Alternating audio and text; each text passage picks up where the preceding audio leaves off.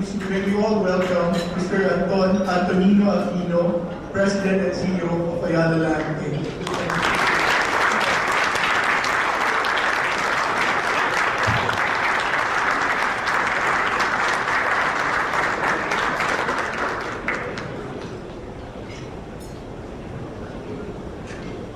Thank you, Dilip, Ishu, for the wonderful introduction.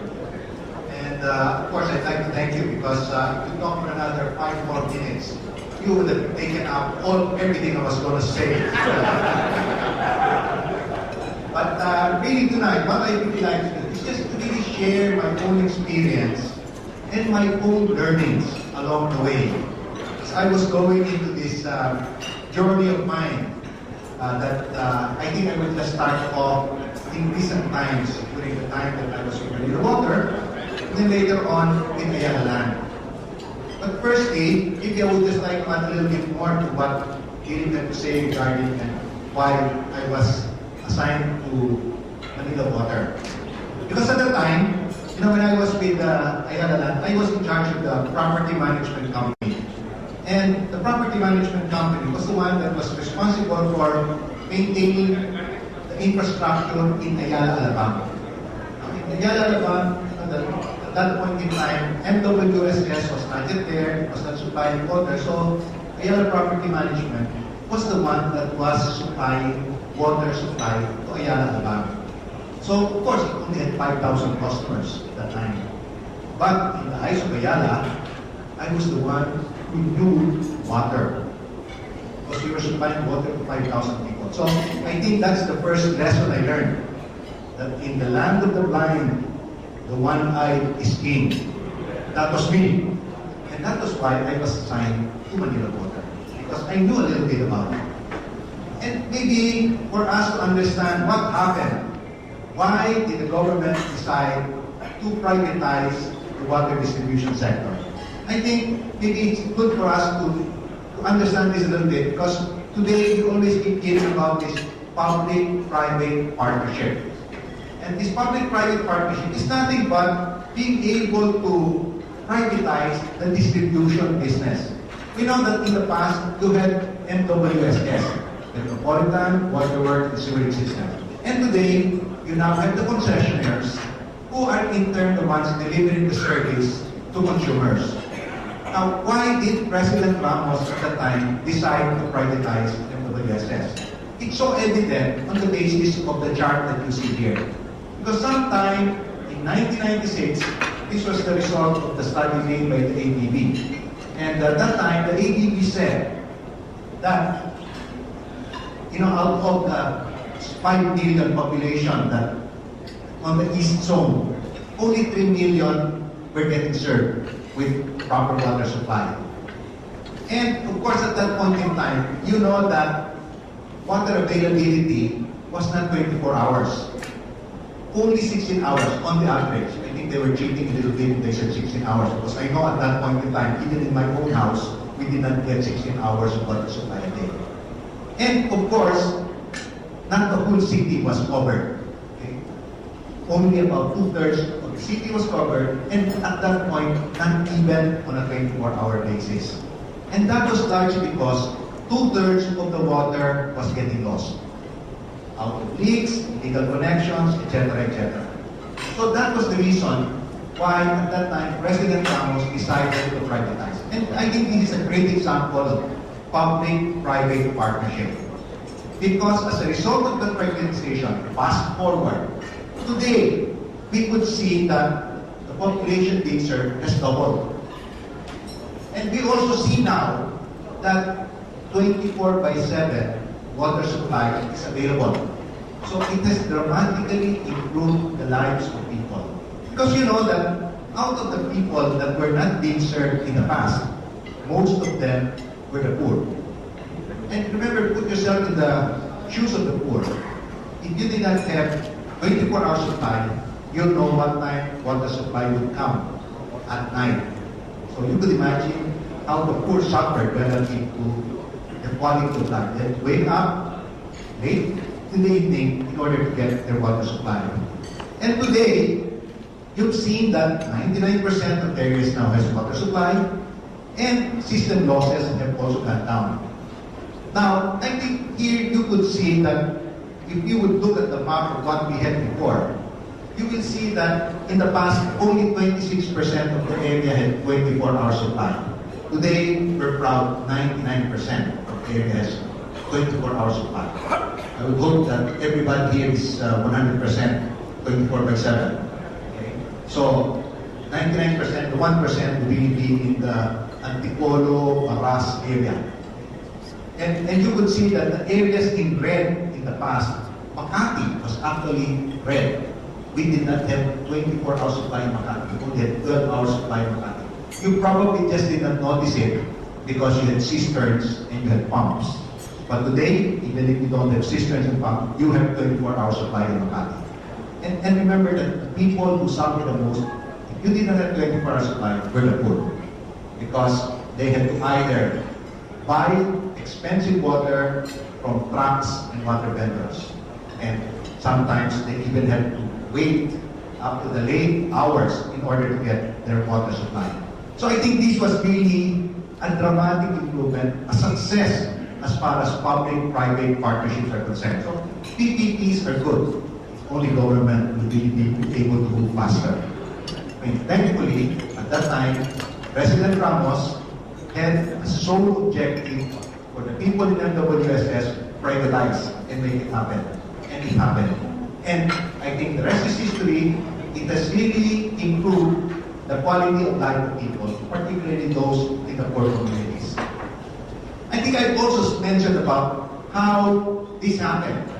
Water became more abundant, not because there was new dams that were built, but largely because system losses were reduced dramatically. From a situation where 2/3 of the water was getting lost, today only 11% is getting lost. In the water sector, this is already world-class. Even Hong Kong would really be able to would have a system loss of about 30%. Okay? Singapore, of course, that's utopia, so they only have about 5% or something like that.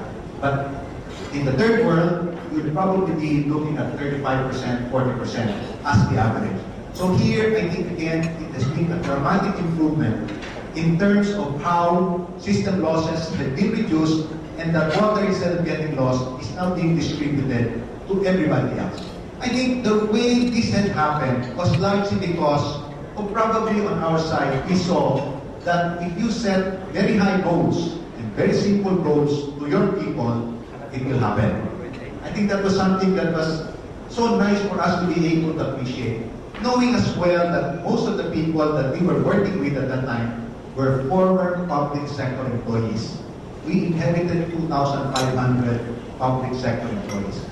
And you know, at that point in time, we would have thought, conventional wisdom would have said, hey, this is not going to work. But, you know, surprise, surprise, we saw that we're just going to communicate to them and set high goals for them. They will actually be able to deliver the results to you. And that they did. So I think that was one very important lesson for us. Just set the high goals and the rest will happen. And I think these are things that we've learned in the past. Maybe for those of us who learned from Pete Jesus, when he was talking about PLDT's problem at that time about the backlog in terms of landlines, he set the target 0 backlog. In our case, we said 0 NRW. Probably impossible, but you know, the moment you have a target that is something that is quite concrete for them to be able to appreciate, they will go for it. We set target like 100% collection efficiency.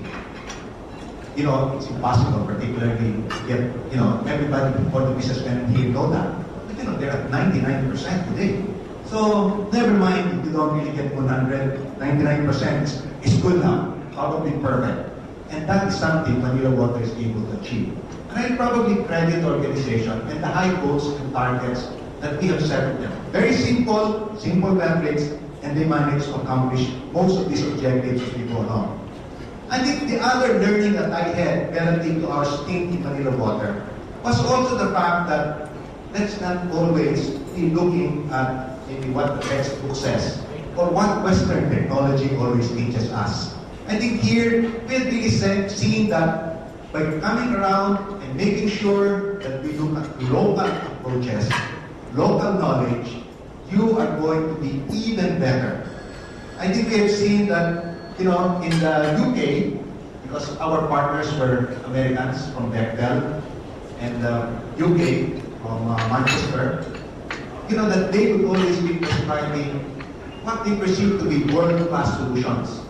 And in their case, they would always say, to be able to reduce non-revenue water, change the meters, or change the service pipes. But you know how it is in this country. If you tell a contractor to change the service pipe and disconnect the old pipe, you will know that indeed they will have a new meter and new service pipe. But he's not going to disconnect the old one, and nobody will know. That's something that we Filipinos would understand, and we know that that is part of what we have to be able to attend to. So it is not enough that you follow the book. At that point in time, the book would have said, if you're going to supply a water pipe to, let us say, a subdivision like Urdaneta Village, you should have several inflows and several outflows. So even if there's a pipe burst inside, water will continue to flow. But the moment you have that, and you task an engineer to be the one to look for the leak, he's not going to be able to find it. So what we did, we violated the book, and we had a single point supply.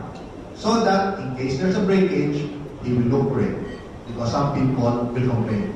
So that's what we did. In other words, we tried to align what was probably in the psychology of our people, the fact that they are not necessarily going to be able to look and have the patience for looking for it, so that we would in turn be able to motivate them to make sure that they will go after the solution.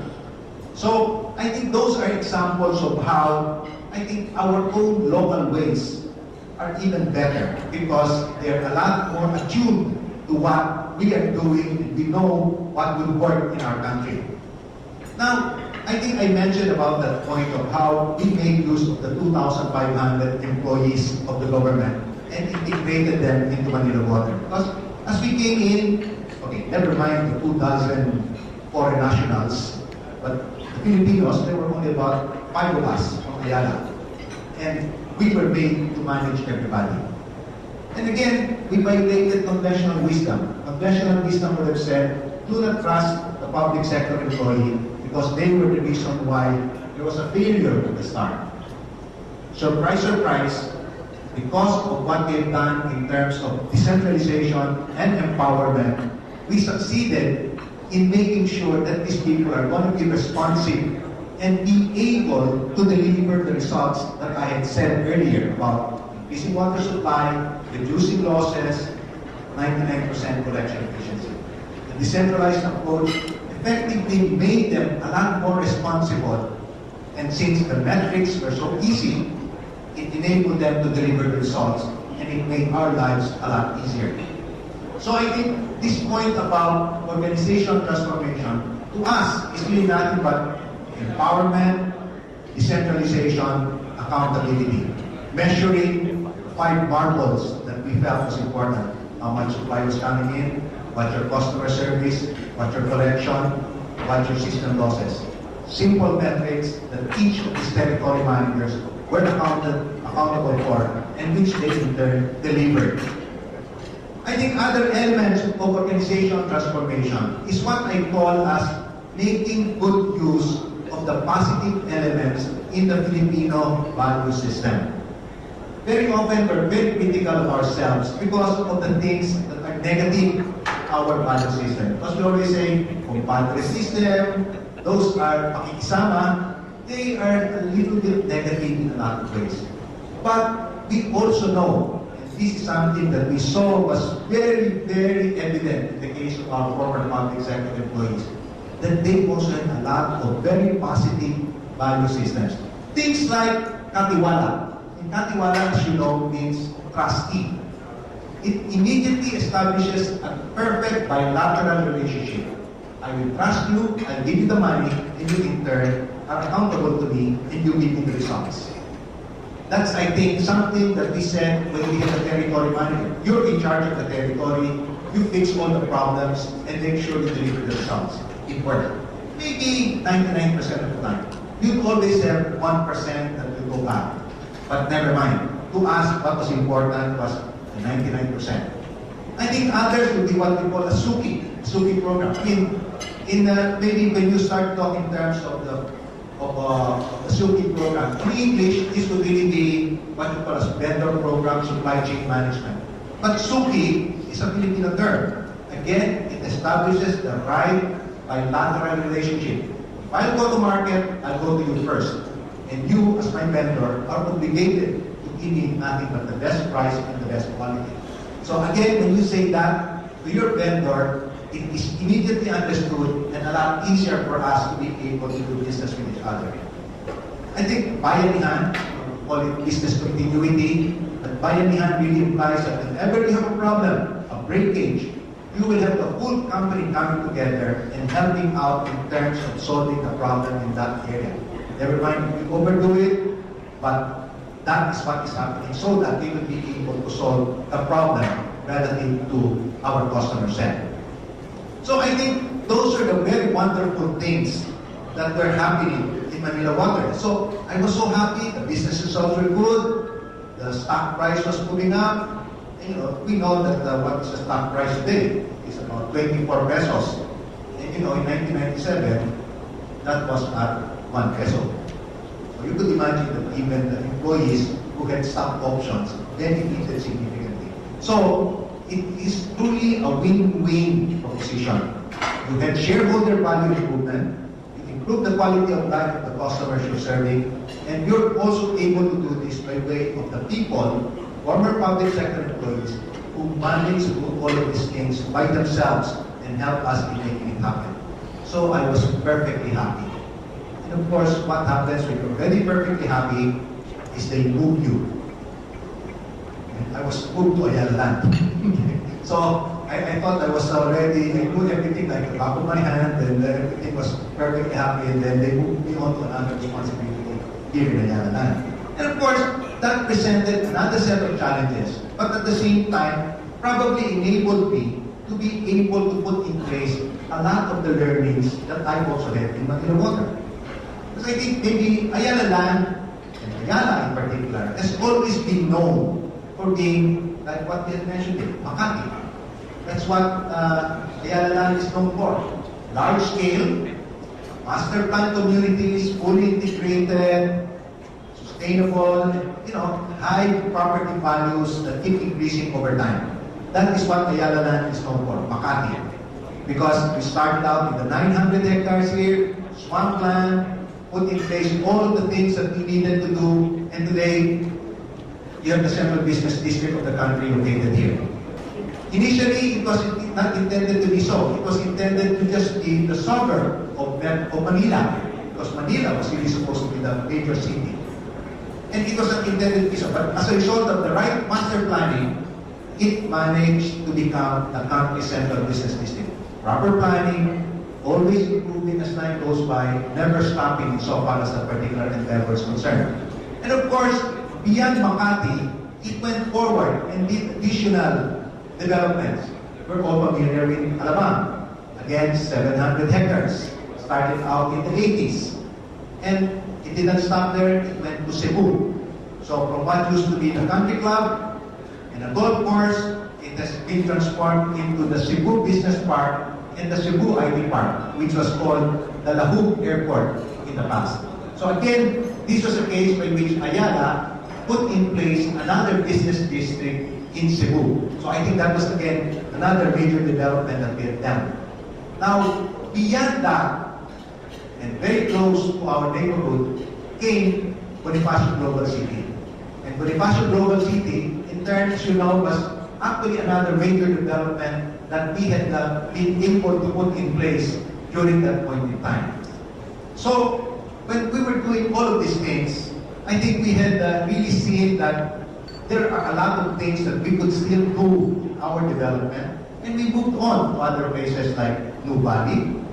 And again, that used to be the 1,700 hectares of land that we had at that point, which we in turn had managed to be able to develop as we went along. Now, I think when we were starting to do all of these things, what came to our mind is the fact that Ayala Land has always been known for high-end. And actually has had a very limited view regarding where it was going. It was largely, to summarize it, Makati and south of Makati. And I think this is where we had effectively affected some changes. We're now saying we are getting out of our comfort zone. Our comfort zone is Makati and south of Makati and high-end. We're now going into all the major cities in Metro Manila and we're going all over the country. That's, I think, getting out of our comfort zone as far as Ayala Land is concerned. And getting out of the comfort zone also means that we're going to go and address new markets and address what we call as the base of the pyramid. No longer just being at the very high end as Ayala Land Premier, but going to Veo, Abida, Amaya, and Bella Vita. Now, we know that all of these products are affordable to only still 40 or 50% of the country's population. We know that. But at least, that is the part of the economic pyramid which can afford to buy this type of development. And that we're now serving. Ayala Land Premier in the past would only be affordable to people inside this room, which would typically be less than 1% of the country's population. We are now addressing up to 40 to 50% of the country's population if we're going to go all the way down to that particular product. And you know what I mean. From the standpoint of the Ayala Land Premier, of the park terraces that we're familiar with, we also have other developments that are what we call as horizontal developments, subdivisions. Aldeo has a similar product set that enables it to be able to have both the condominium as well as horizontal development. Abida has the same thing. The only difference is location. The park terraces would be in the Central Business District, Albeo would be in the Legazpi or Salcedo Village, Abida would be outside the Central Business District. Smaller locations, lower price points. But at the same time, enabling it to be able to still have their own horizontal development as well, and all over the country at that.